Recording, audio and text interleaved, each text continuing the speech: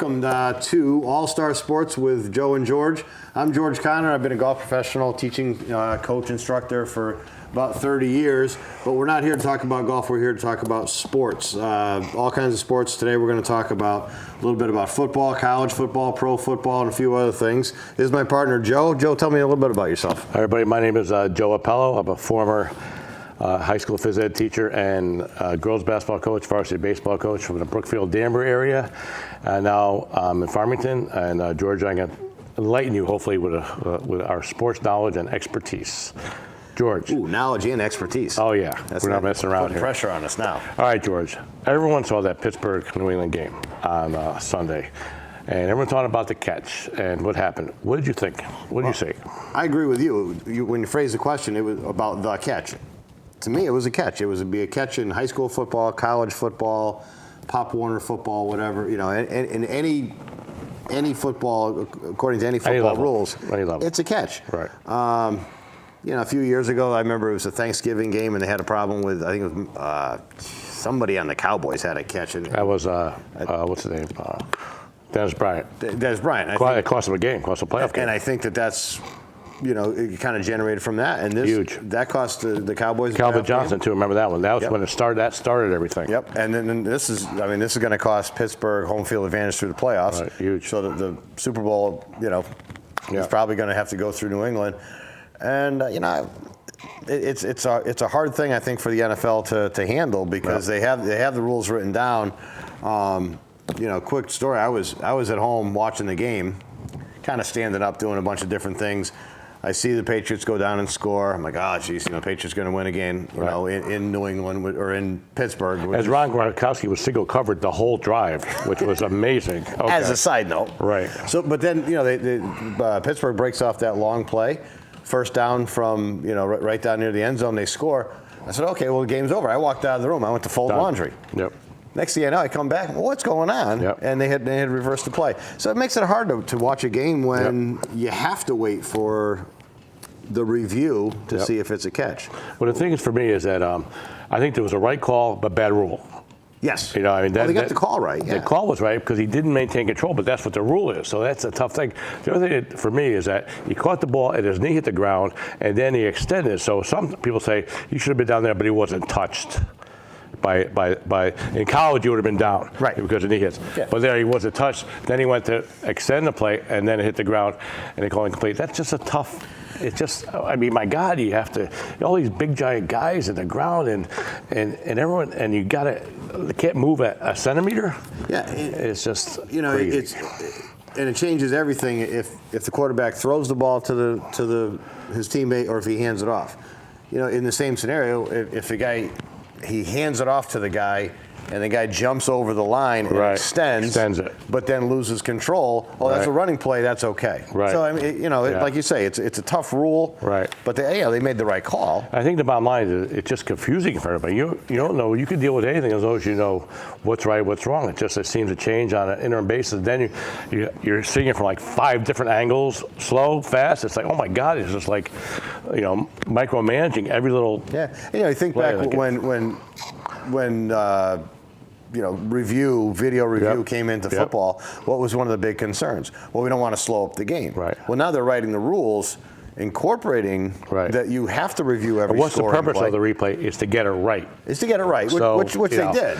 That's the tough part. But it's really kind of come a 180 from we don't want to slow the game down to now we're writing the rules to incorporate you know, instant replay. I mean, you watch some of these guys, these wideouts that are running and get it free, and the defensive back is grabbing a guy by the jersey, and they don't call it. Yeah. Sometimes they call it, sometimes they don't. That's the hard part. You don't know, and they're pushing back, hand fighting, and it's like you can call everything on any play you want. Either way. I think that, you know, it's tough. You know, that's an old saying. I think it's true. You know, on any pass play, you can basically call holding on every pass. I think some of those defensive backs at that level are told that when you get beat, just grab the guy. Yeah. Now it's called a hold. It's only 5 yards from the line of scrimmage, as opposed to a first down, as opposed to. If you tackle a guy or push him, that's a spot foul at that. So that's a big difference. You know, then you go further now does Ben Roethlisberger take his time, either spike the ball, which that would have made a 4th down, and they kicked the game-tying field goal to go in overtime. Right. He tried to be tricky and overthink it, but he got a call for the sideline to fake spike it. Now, New England practices that all the time, I heard in practice, because they got burned on that before, or they do it themselves. So they weren't fooled at all. Yeah. And so it was, then he jammed it in there, and it ricocheted. Yeah, made a good. Well, I mean, the Patriots were ready for it. Yeah. And the guy in the secondary for the Patriots made a great play on the ball. The guy looked open. Yeah. Obviously, Roethlisberger's going to get it there in no time. Guy made a good play on the ball and happened to get intercepted. Well, I was watching SportsCenter, and Teddy Bruschi said that they practice that fake spike play all the time, which is amazing. Yeah. Of all the things you got to do, and they actually were prepared for that. Hey, and as a New York Jets fan, I know all about fake spike plays because where was the most famous one? The first one, the last one, right? Yeah. Dan Marino. Or the butt fumble or the ball. You know, we can go on. Well, we don't need to go there, but Dan Marino with the fake spike caught Aaron Glenn sleeping over in the corner there on a famous game. So my thought on this, everybody's been talking about it. Eli Manning weighed in on his view of it and everything else, but the NFL's having a tough year. Yep. It started off with in the political realm of kneeling and the national anthem. And I think depending on who you listen to, they're putting all the blame on, the TV ratings are down, the attendance is down. The CTEs. Because, I don't know what CTEs are. The concussion protocol there. Concussion protocol, yeah. Of all that, all the brain damage that you could potentially get playing. Yeah, so I mean, there's a lot of things that are contributing, I think, to lack of viewership, lack of attendance. Right. Lack of attendance, I would say, number one problem is the cost. It costs a fortune to go to a game. But when it goes to the rules, now, as I mentioned before, I'm in the golf industry, and I have been most of my life. Golf gets always, we're always trying to grow the game and get more golfers. And one of the barriers that people say to the game is that the rules are too complicated. Right. Well, and maybe to the newcomer to golf, rules are complicated, but they don't change all that often. But even in the golfing world, obviously have referees or judges. You kind of do yourself. And it's a game of honesty and integrity, right? Right, you kind of do it yourself, and if you don't know, there's rules officials you can call in or things like that. But I think that the complication, the complexity of the NFL rules might have something to do with it. Absolutely. Because me as just a football fan, I have no interest in either the Steelers or the Patriots. Cut and paste every little thing, like, oh my God. And then obviously it slows the game down. You're sitting there going, oh, get on with it. And the guys are on the headphones for like 5 minutes. Yeah. Where you can see sometimes that it was a catch or whatever the case may be. Yep. So it doesn't take me 5 minutes. I see the play. Yeah. And that's the other part where you say, oh my God. Same thing with baseball replay. Same thing. You see the guys definitely called out when they go on the headphones. What's the problem? Absolutely. So I think the rules complexity has a lot to do with the lack of ratings and things like that. And I don't know. What's interesting to me is Monday night and Sunday night football. Yep. And then we'll get to Thursday night. But back in the day, Sunday night football they had the pig of the game every week. Right. It used to be on, I think, the USA Network. And it was always two games that nobody in the country except the mother of the coaches involved wanted to watch that game. And to me, it's flipped. Yeah. I think Monday night games tend to be the dogs now. And then the Sunday night games tend to be big. You kind of so many things change as far as like you might schedule a game that looks like it's good at that point, but Aaron Rodgers gets hurt, somebody gets hurt, and then the whole thing changes. Then they can flip it, but Monday nights they can't. Sunday nights they might flip the time, not the Sunday night game, but the 1 o'clock and 4 o'clock they can flip those times sometimes. I've seen that before. But you have so many factors. So they can't move a game to a Monday. I don't think they can move it. But they can move a 1 o'clock game to the 8 o'clock times. game. I think they can. Because you can't be flipping dates all around. I mean, that would be like with the travel and they wouldn't want to the venues and stuff. Either. Yeah, that'd be terrible. There's no way. The Thursday night game. Yeah, that's a tough one. Man, one game too many. You think? In a perfect world, the Thursday night game should follow a bye from the week before. So you're not playing Sunday, Thursday. Or they don't play Monday, Sunday, Thursday. Yeah. But if they had a bye the week before, so it's the previous Sunday. So they get a bye plus. You have a Sunday bye and then a Thursday. Okay. And then you wouldn't play till the following Sunday.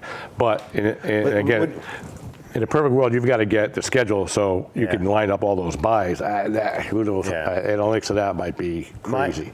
I kind of think they should just scrap it. I think that Monday night when it first started. So that's all it's about. But that one extra game to chase that money, is that hurting the overall revenue to that because point, as ratings go down. To that point, talking about injuries, now there was one game, I forget the game, maybe 2 weeks ago on a Thursday night. Everybody, it's Cincinnati and the Ravens, I think it was maybe. Okay. Cincinnati had like millions of injuries. The Ravens had none. So they're thinking about how, well, oh my God, the guy's getting hurt. But one team had a ton of injuries. The other team didn't have. So that's kind of a flimsy argument because guys are getting hurt. You know, how do you measure that? You know, so one team is, one team isn't. You know, that's a tough one. Yeah, you know, you look at baseball and you got certain teams with, you know. But to your point though about Thursday night game, that some of those are stinkers. Yeah. You know, so then that's locked in. You got Thursday night game. You had you had the Colts and somebody 2 weeks ago.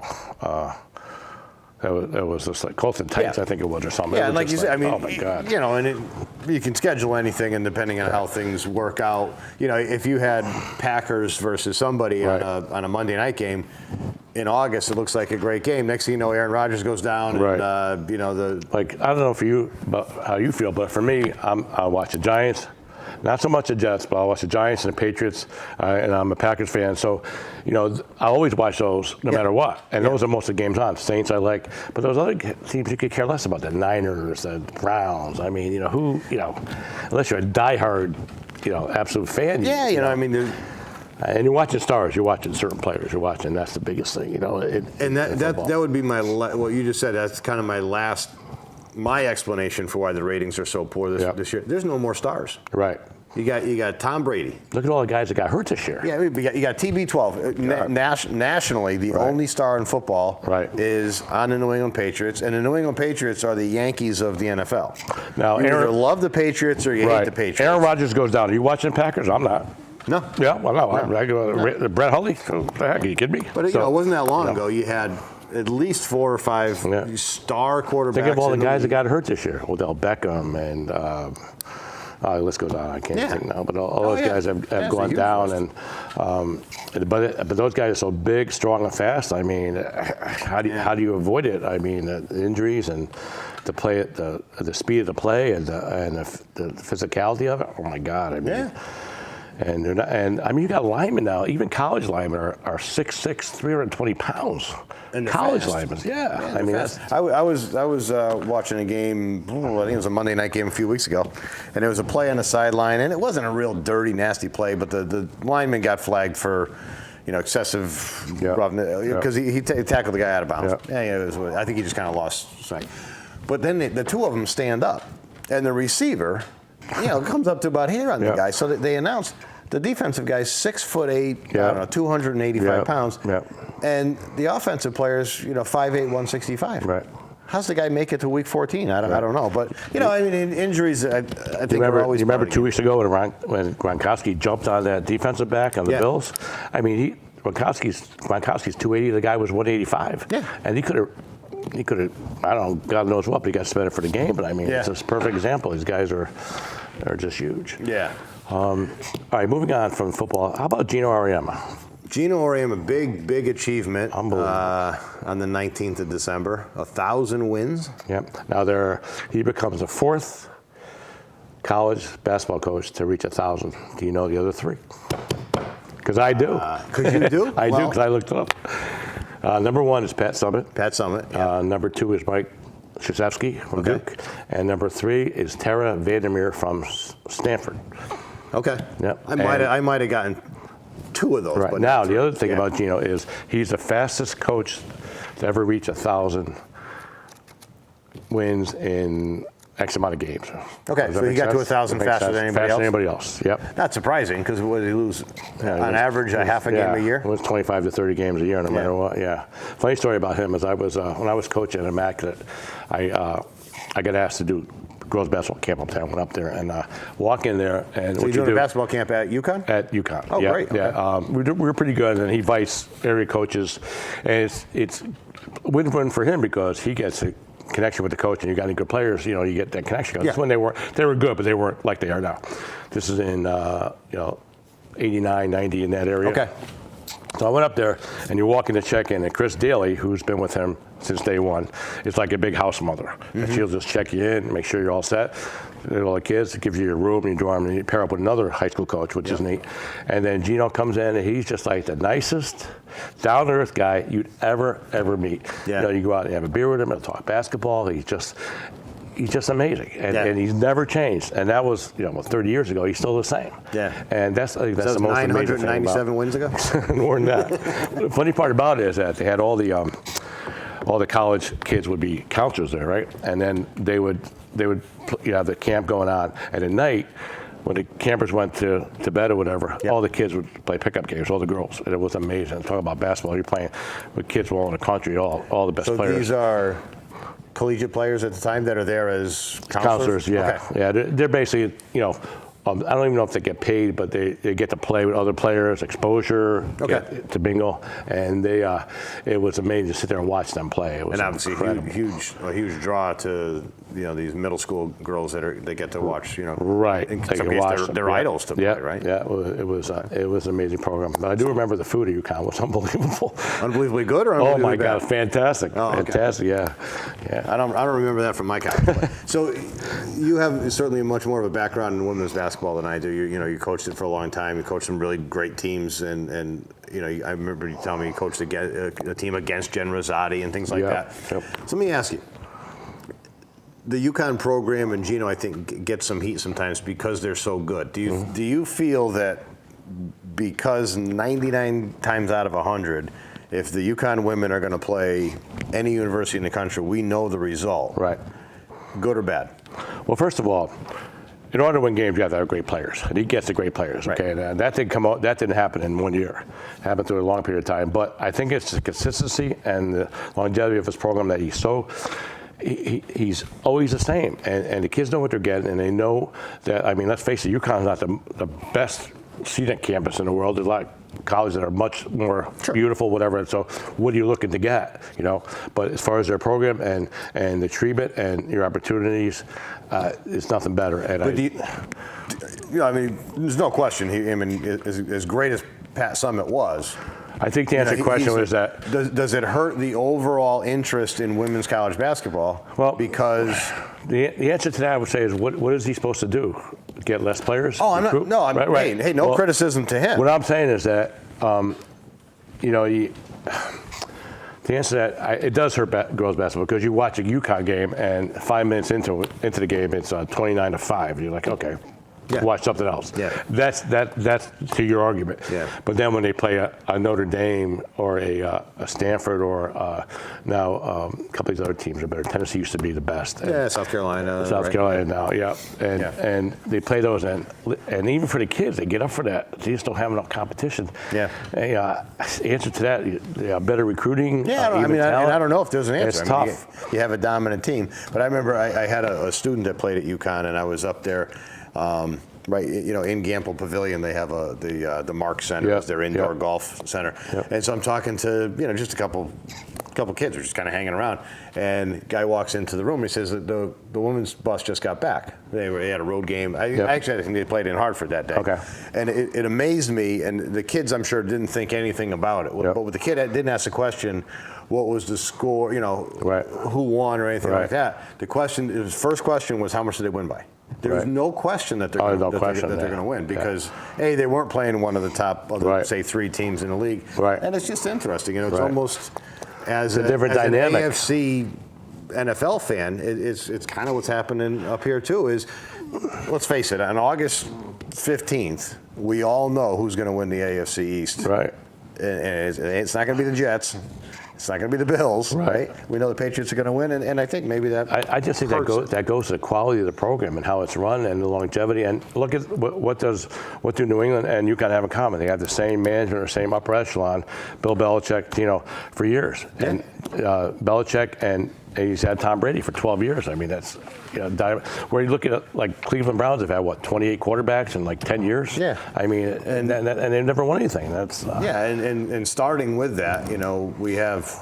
You're a fan of the Giants. I'm a fan of the Jets. Right. So our football season ended about week 3 this year. That's a tough thing. And it's interesting. I think the Giants not quite so much, but what you say about the contrast between, say, the Patriots and the Browns is what's going on with the Jets. The Jets have in my lifetime, I have had 2 owners, basically. Right. You had Leon Hess and then the Johnson family. Right.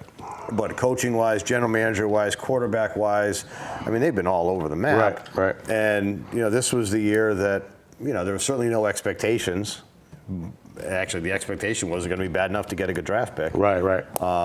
They've won 5 games, which is just enough to get them a mid-round draft pick. But I think that the Jets need a quarterback. Right. But they need a total change of the culture. Right. And then you got to go with that. And then you change the coach, and then you've got a coach in there that's on a hot seat, but he's got young players, and he's trying to build something. And then when you get rid of him, get somebody else, and then the coach changes again. So you got to commit to something. You start all over again. You got to make some good decisions first. Right. You got to get the right general managers in there, the right coaches, and everything else. But then you say, okay, in other industries this happens, but in sports it doesn't. But if they're going to give a guy a 4-year contract, he's got to know I've got a job for 4 years, and I'm going to make decisions in year 2 based on that knowledge, not. Yeah, I have a 4-year contract, but I could, I think one of the most interesting things in that situation is building through the draft. I think it's just amazing how when you draft the right players, whatever that may be, that's how you build your program. And they draft some of these guys that are not good character guys, and they wonder why they have these problems, as opposed to a guy that's really hungry, really worked hard, maybe from a smaller school that wants it, and has got a different attitude. Tom Brady is a perfect example. 6th-round draft choice. Runs a 5.8 40 for crying out loud. And you could do that. I could do that. I think uphill. Probably not anymore. Uphill. But I mean, and I agree. I mean, certainly there's, with the exception, there's exceptions everywhere. But for the most part, the Patriots. They never mess up a draft. And they have such a strong system that if you don't comply or buy into their system, they'll just get rid of you. Yeah. Some way, shape, or form. Jamie Collins, perfect example, linebacker, really good player. He wanted big money the next year at one top linebackers in the league, and New England's like, well, you're not really worth it. They traded him to Cleveland. How do you like that? Yeah. And now where he's at. So maybe he gets more money, but are you making fun of Cleveland? It's a nice city, Joe. They haven't won a game. Have they won a game?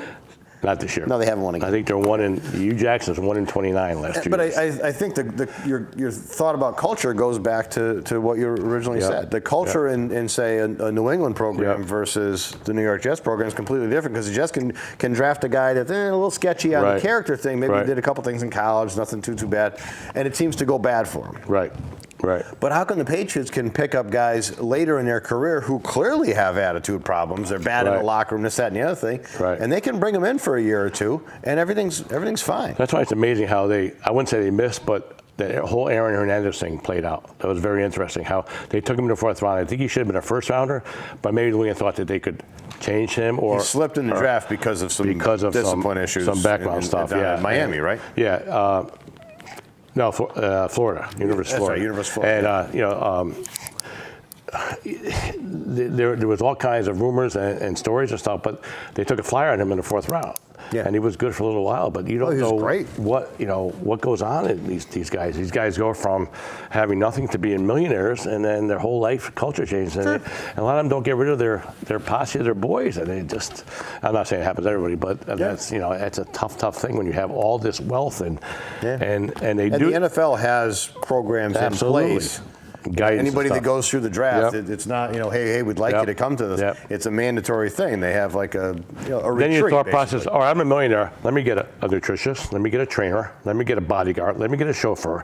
Let me get someone for my finances. And all you do is show up and play. Yeah. And you would think that's easier, but why don't they do that? Why do more guys do that? You know what I mean? For whatever reason. Yeah. And for some guy to drive, go out at night and get in trouble. I mean, you have so many resources to get rides and to do the right thing. Oh, it's just amazing. No, there's no question that you hear about any of these things where the guy gets in trouble driving home or something like that. Every team in the league, in any league in the country, baseball, football, whatever else, they all have that in place. There's numbers you can call if you're in town and you had one too many or whatever else. Here's a number, and I think a lot of it's the invincibility factor. You think, I'm good, don't worry about me, or this and that. Tiger Woods. Again, remember the last time he got caught? He was on the side of the road there. Didn't even know where he was. I mean, and both his tires were like the side of his cars. It's a sad situation. The Tiger thing was hey, I'm not saying it's okay, but it was. he was on a lot of painkillers and things like that. Yeah. And you know, nobody's invincible, but you're right. I think it's easy for Right. these athletes to feel invincible because Now there's a perfect example. maybe they have been. I'm not a golfer. I don't follow golf, but I'll tell you what. If there's a golf tournament on and Tiger Woods playing, I would watch it.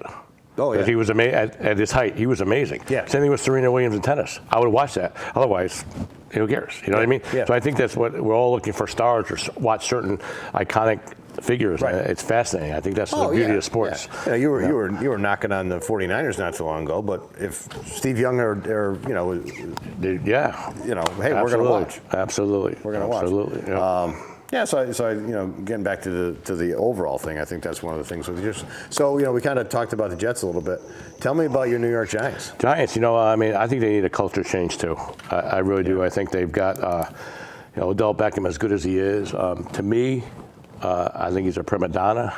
I know he's coming up on a contract in big bucks, which is fine, but a lot of these guys don't put the team first, as New England seems to do. Mm-hmm. You know, and that's a tough thing. It's a tough road to win on. It's not all about you or me. You know, it's about the team. What can I do to make us win? And if I have to suffer stat-wise or success-wise, I'll do that. Yeah. And that's how do you build that culture? That's the trick there. Yeah. How do you build that culture? I mean, New England's obviously done that, but also, you know, would you rather win a Super Bowl and be an average player on a team, or be a superstar on a lousy team? I mean, sometimes it comes down to that. You know? I think after a while, a lot of guys figure out that this isn't that much fun getting my butt kicked every day, and you know, being 4-12 every year. I like the postseason, even baseball with the World Series. It's the same thing. They said nothing's like it when you go to the World Series and under that. You know, that scrutiny and big lights, and everyone watches you play, and there's nothing like it adrenaline-wise. I know when I was coaching girls basketball, went to 2 state finals, and nothing like it. You're playing in front of 4,000 people. We were at Central for the 2 years, and you know, you're getting you know, bottled water in the locker room. You're getting your own towels, you know, and you get your own bench and everything else, and trainers and everything else. As opposed to, like, you know, you're playing a game in front of 200 people on a Friday night. I mean, there's no comparison. And once you've got there, you want to get there again. The excitement of it, but there's no guarantees you're ever going to get there. You're going to get there once, and that's the thing about sports, the beauty about sports. Yeah. You know? So a couple weeks ago, they benched Peyton Manning, or Eli Manning, excuse me. Yeah. So they benched Eli Manning, he had a huge, a decade worth two or eight games, of games in a row, yep. and they benched him for my old guy, Geno Smith, which I didn't really understand, because they had this young guy on the thing, and they say, okay, well, we're gonna sit down Manning, who, you know, hey, he's having an off year, but he doesn't have a lot of support, to see what Geno Smith can do. I know what Geno Smith can do. It's not that much. He can turn the ball over. That's what he can do. He's good at that. You know, in that situation, first of all, he's got no lineman, he's got no receiver, he's got no running game. I mean, you could put freaking Bart Starr back there, and not going to make a difference at that point. Well, Bart Starr's pretty slow now. Well, the biggest thing about that situation was that they asked Eli if he wanted to start to continue the streak, and he said no.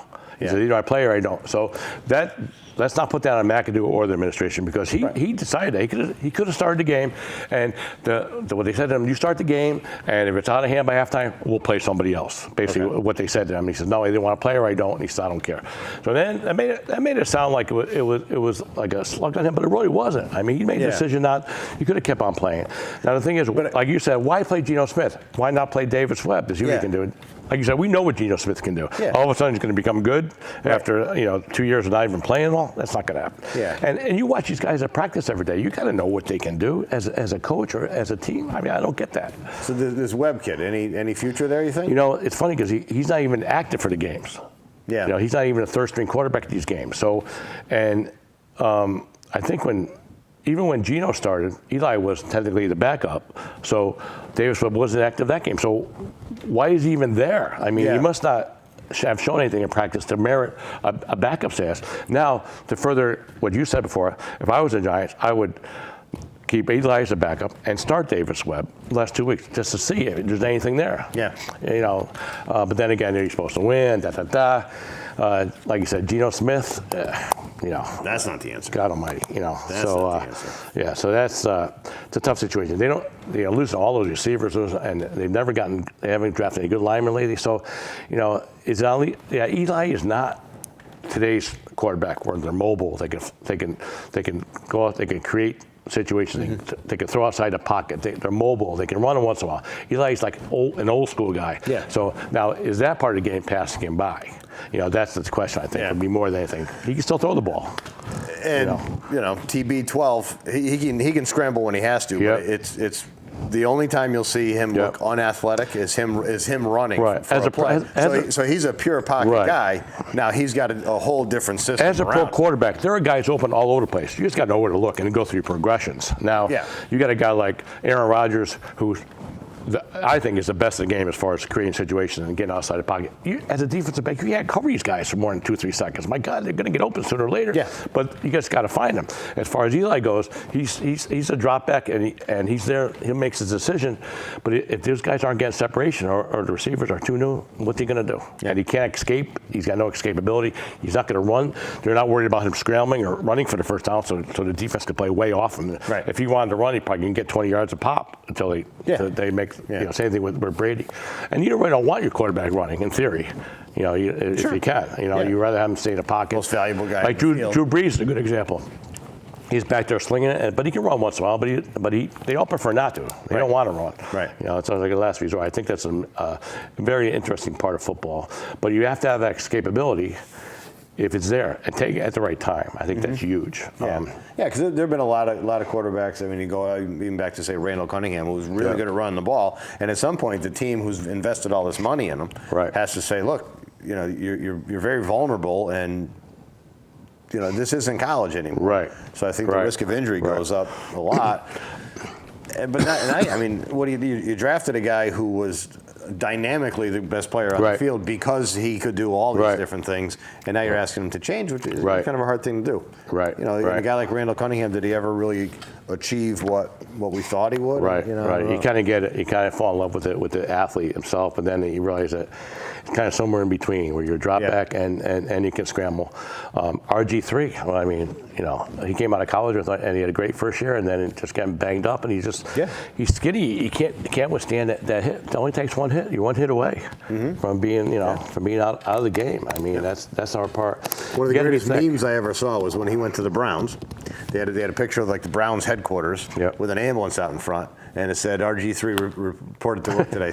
First day, and he's out for 3 weeks or something. He was in then you got like 21-day disabled. I saw a special one time with Bill Parcells on the draft, and he was talking about how he looked at his quarterbacks when he was running teams, and he said one of the things that he looked at was a college quarterback must have 30 starts for him to draft. And why? Because to see if he's durable, see how he's progressed, and he's experienced all different things. Whereas you got somebody like Mitch Trubisky, who only had 10 starts in North Carolina. Yeah. Now, in theory, he's starting for the Bears. I think he started 11 games. That's like another college season.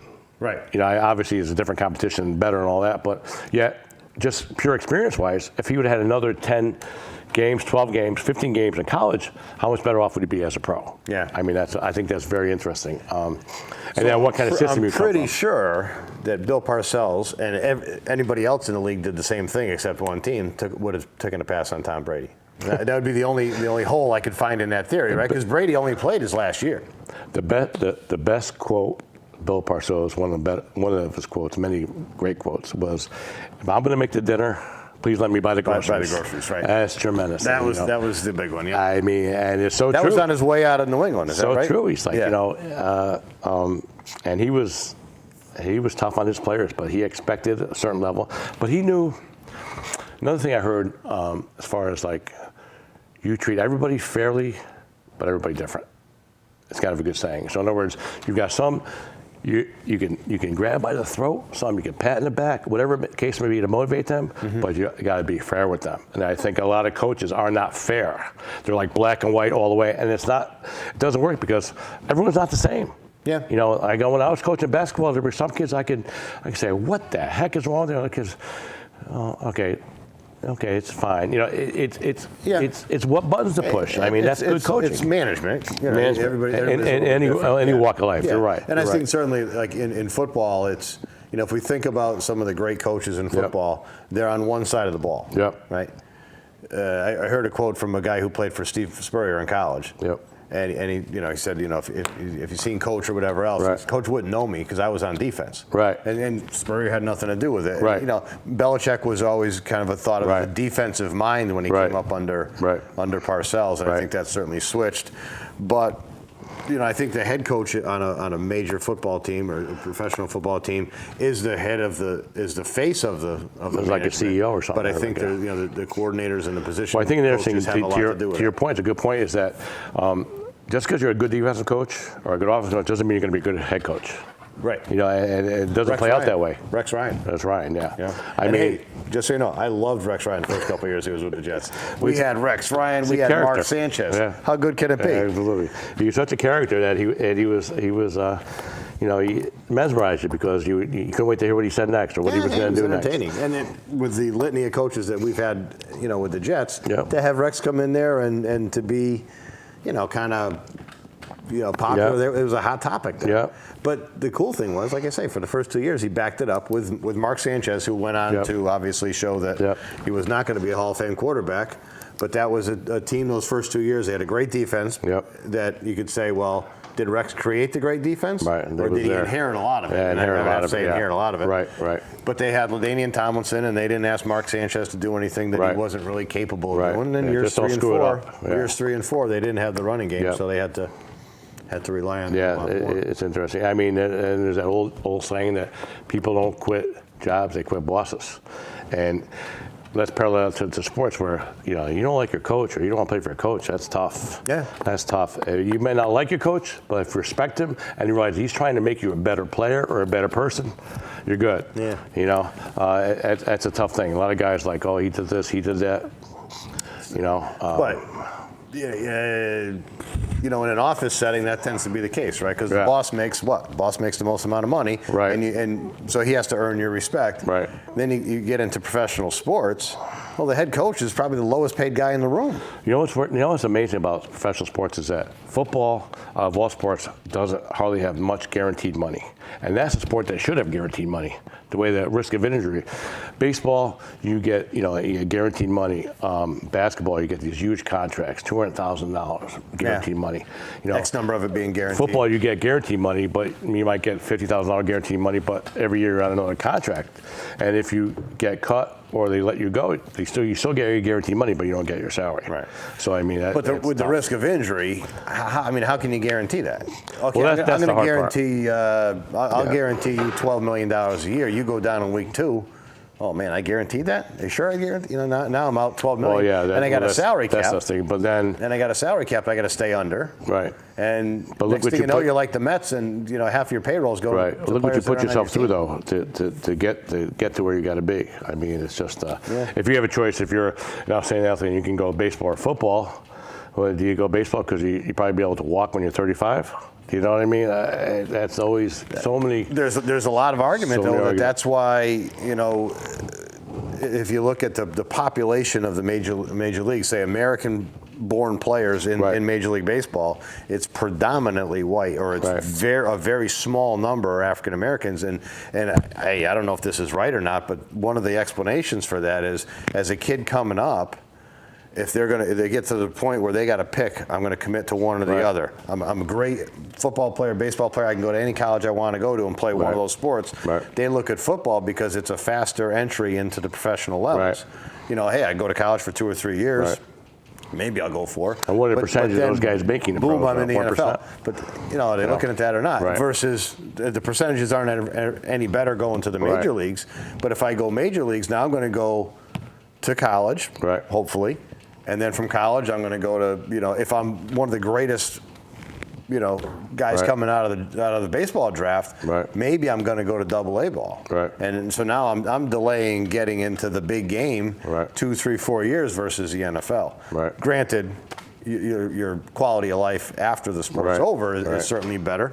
As a baseball player. Baseball's tough. I mean, there's so many good players out there, and then that's where all the PEDs come in. I mean, you got 2 guys, exact same ability. One guy said, "Let me take some PEDs." Wait. PEDs, they're not still doing that, are they? Yeah. They said that's it's cleaned illegal. up. Cleaned up. Okay. No, nobody does it anymore. Okay. Yeah. But back in the day, None of these I guys, got you. I got you. So these guys are so jacked that they Sure. feel muscle tying their shoe for crying out loud. Yeah. But I mean, we'll get into this a little bit where the PEDs. I mean, you got two guys that are totally equal, and Billy Smith's doing PEDs, and you're not. Billy Smith gets promoted to the majors and signs $1 billion contract, and then you're still in the minors making nothing. So, what price success? You know, I mean, and that's a tough thing. I mean, and so the argument of quality of life after the career. The more PEDs you introduce, then that you start to. Well, how about a guy like Melky Cabrera, for example? He got caught doing PEDs, gets suspended for I think a year or two, right? Then comes back and signs a $16 million contract with I don't know who it was, for 4 years. So he sits out a year, does his PED, sits out a year, and back, and now he's a billionaire. Yeah. Okay, so you're rewarding this guy for getting bigger, stronger, and faster illegally. He's suspended for a year or X amount of games, but now he's a millionaire. Yeah, we're going to reward you as long as you don't catch it 3 times. That's catch right. it 3 times, then you're out, right? That's right. Was it 30 days, 90 days? No. Yeah. 90 days, a year. And then 200 games or something like that. Yeah. Yeah. That's so how many times you got to get caught to get thrown out of the game? It's amazing. Can you get thrown out of the game? Yep. And then what's the level of getting caught? How much do they test? And when they test these guys, they give them fair warning. I mean, they give you plenty of time, and that's another whole 4 hours we can talk about. But tune in for that show. It's going to be awesome. That's going to be spellbinding. Okay. So as far as pro football goes, who do you think's going to win everything? Who do you think's going to win the Super Bowl? Right now, here and now, you're on the line, gun to your head. Who Who's going to win the whole thing? Who's going to win the Super Bowl? Can I say what are the 2 teams going to be in the? Give me 2 teams first. Okay, I'll give you 2 teams. Who's the NFC? Who's going to be who's going to win the NFC? I say the Saints. Okay. I think, and I think the Saints are obviously a dynamic team, and I think that the Panthers, with all the stuff that's going on with their organization, I don't think that. How about the Vikings? Like the Vikings at all? No, I don't like the Vikings. How come? I don't think they can close. I like the Saints. That's good. But you know, the thing is that, and I think the NFC especially is so tight that it's going to depend on seeding, obviously, home field, and health of the players. I mean, it's all who's healthy at the end of the year. Hey, 2 weeks ago, you asked me that question. I got to consider that the Eagles have a chance. Right. You know, they're probably the best team in the NFC. Yep. One play later, boom. Now, when the Giants torched them through the air Sunday, I mean, their defense was supposed to be, so stout, and I mean, Eli put out 29 on them. Yeah. With no receivers and no good players. Yeah. So what are some of these? What's an interesting team though? Is the Rams. Man, they're fast and they're big and they're young and And if you want a ticket to go to a home game, no problem, because nobody's going to those games. Yeah, it's true. Yeah. So I'm going to go on a limb here on the AFC. Okay. You're sitting down. Okay, you're sitting down. I'm sitting down. I think the Patriots are going to go to the Super Bowl. Okay. That's what I think. Yeah, I think it's come down to I think that Pittsburgh really got hurt with Shazier going down. Going down. He's probably the fastest linebacker in the NFL. And then Brown goes down. And Brown, who knows how, 64% of Roethlisberger's completions this year were to Brown. Brown, yeah. One player, 64% of the passes. The good news, they got Juju left, and they have a couple other decent guys. But can they go into New England and beat New England, though? That's the thing in New England. I don't think so. Yeah. I think that's the key, and that's why that catch was so important in that game. That being said, Brady and the Patriots haven't exactly struggled at Heinz Field. Well, the thing is that too, with they've been there so many times before. They know how to gear up and how to make their way toward the final destination. Where the other teams they don't know how to pace themselves. They don't know how to. They've been through it. Yeah. I mean, I'm amazed at Gronkowski though. I mean, the way. In that last drive in Pittsburgh, I said it before, he was single covered. The guy is. The best catch he ever made, though, it was like the third catch, I think, on a 10-yard. He reached down and caught the ball about a foot off the ground. Yeah. For a guy 6'5" or 6'6", 6'7", whatever the hell he is. I mean, he caught that ball off and maintained was it control. A catch? That was a catch. All right, so I said Patriots, Saints. Who do you got in the Super Bowl? I think you got to go with the Patriots. I mean, you really do. In the NFC, watch out for the Panthers. Yeah. Panthers are pretty. See, I really like the Panthers. The only reason I think they're going to struggle is because they got that turmoil. The owner's going to sell the team at the end, and true. Diddy's going to buy them, and Kaepernick's going to be part owner. And all I think it depends on on the seedings, home field, all that kind of stuff, who plays who. I mean, the Panthers are with that. They got great defense. Cam Newton, is just an animal. They got McCaffrey. They got all the weapons. They got Greg Olson's back, healthy. They've been there before too. They're a pretty tough team. I think Minnesota's defensively, again, all these defenses are pretty good. Minnesota's pretty tough too. Yeah. They play good defense. Case Keenum, can he carry them to the playoffs? And I'm a big Drew Brees fan too. I would root for them. I think he's a class act, and I think their organization is well run, and and with that two-headed monster of Kamara and Mark Ingram. It's tough to stop those two guys. So you point out how good the defenses are in these different teams, and then the classic saying the defense wins championships. Can the Patriots win the Super Bowl with the defense that they have? And they're giving up more points every week than they've ever. It's 24 here, it's 30 there. I think their defense is good enough. You think it's good enough? I think it's good enough. Yeah, and they kind of do what they needed to do. They need to score 35. They'll score 35. Yeah. They need to score 15. And ironically, though, their defense, I think, if I'm not mistaken, points per game allowed, they're one of the league leaders. So they haven't allowed that many points. The Patriots? I think so. Really? Yeah, I think so. I'm not. Okay. Don't quote me on that. And maybe it's just that I'm not used to look at and seeing that many teams. The other team that could go to New England and beat them are the Ravens. Oh, I thought you were going to say the Jets. No. What? Oh, if the Jets were in the playoffs, absolutely. Guaranteed. Ravens defensively are very, very strong. Yeah. And, if they get their offense on track, and that's one of those. It seems like the regular season. If New England goes down to Miami, they struggle every year. Right. No, I don't care what's going Doesn't on matter with who. either team. Yeah, you're right. And and I think in every sport, the Mets always play tough against this team. And did they look past them? The Ravens. Last week? 2 weeks ago, they always play well against New England. They do, and they should have beat the Steelers. 2 weeks ago. But 39-38.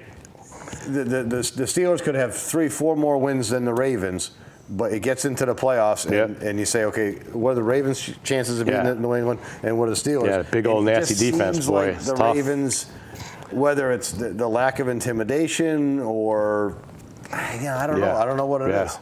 They got that nasty defense that always keeps them in the game. And then if Joe Flacco ever got on track, and even though he's the highest paid quarterback in the game, which is amazing to me. But offensively, they don't really have that big weapons, but defensively, so it's going to be interesting. I think anyone can do it. Okay, so you named about 4 teams. I know. Come on, let me get off that fence right now. And, tell you who I like. I would say, gun to my head, I would go with New England against Saints. I agree. Okay. I agree. Right. I agree. So we're either both right or both wrong. I agree there. Yeah. In a few weeks. Again, it all depends on your seedings and your health. There's so many factors. It's impossible to predict. Sure. Impossible how to act. You know that. But we know the Jets and Giants aren't going to be there. We know that. That's pretty safe to say. We could go on a limb on that one. Man, it's been a while for the Jets. I get a lot of people making fun. Oh, hey, picking on me or whatever else. I'm a Jets and a Mets fan. And the way I look at it, I can't defend the Jets. The culture's just going down the sink. We're in trouble. From the Mets standpoint, and I want to get to one more kind of quick topic before we wrap up. If the Mets were anywhere else in the country, they would be a respected franchise. They went to they went to the World Series in 2015. They were one hit away in 2008. They'll always be second fiddle to the Yankees, always, no matter what. You're sitting there in between the Yankees and the Red Sox. It's like Knicks, Nets, same thing. Even though they're both terrible, the Knicks it's always you can't win. Yeah, I agree. You watch any bowl games so far? College bowl games. Yeah, it's the season, Joe. Not really. Those are kind of scrimmages, organized scrimmages to me. Really? The Boca Raton Bowl didn't get you off to the edge of your seat? Well, like you said, everybody's there for the early bird special. 7 o'clock at night in Boca, there was nobody left. Nobody was awake. There's been 7 bowl games already. Yeah. And we've got 11 days before January 1st. We got one tonight, SMU and Louisiana Tech. Yeah. Do you have a favorite bowl game? Take out like the big ones. Don't tell me Orange Bowl, Sugar Bowl, or something like that. Nah, I just look at certain teams. Okay. I don't really have whatever happens. See, because I've got a little bit of a problem. I watched the Boca Raton Bowl last night. Oh, you did? I'll watch pretty much any college game there is. I'd rather watch college. Why would you do that? Because I know when a catch is a catch, and there was nothing else on TV. But I always like the Holiday Bowl. Holiday Bowl played. You want to watch Lane Kiffin just beat the living, out of these teams, just smush them into the ground. How about that? It was the Boca Raton Bowl. You had 50-3 Kiffin versus Bowden coaching, right? 50-3. That's true. No. Yeah, you're right. Yeah. Tonight's coaching Toledo. Tonight's Lou Holtz's kid is coaching. Is coaching Louisiana Tech. Skip But Holtz, the Holiday Bowl is always one that I love to watch. You always get that that West Coast team in there, and I'm pretty sure I don't have this isn't a fact, but I'm pretty sure when the two teams show up to play in the Holiday Bowl, they sign an agreement that they're not going to play defense. They put up points like crazy. A lot of teams do that. USC and Ohio State should be going. Yeah. Besides one of the top four, but that should be a good one. So Ohio State got bumped out of the 4. What do you think? Boy, I tell you what, I know one thing: nobody wants to play Alabama. Yeah. And how can Alabama be number 14 and be favorite? Yeah. They're favored when they're favored against Clemson. The thing about Alabama, they lost. They don't talk about too much. They lost 6 linebackers throughout the course of the year. Yeah. And they still only had 1 loss. And they're all, I think, I'm not positive, but most of them, if not all of them, are all coming back healthy for the Clemson game. Yeah, so you got 5-6 weeks in between. Plus they were already hurt before, and they were recovering. Yeah. They lost linebackers in game 3. We're going to talk about this a little bit more on our next show. It's pretty interesting, and it probably doesn't happen all that often that you have the four teams in the playoffs. 4 good teams. All with a loss. Yeah. And how about Auburn's got two of those teams lost to Auburn. Yeah, Auburn, and their running back got hurt there.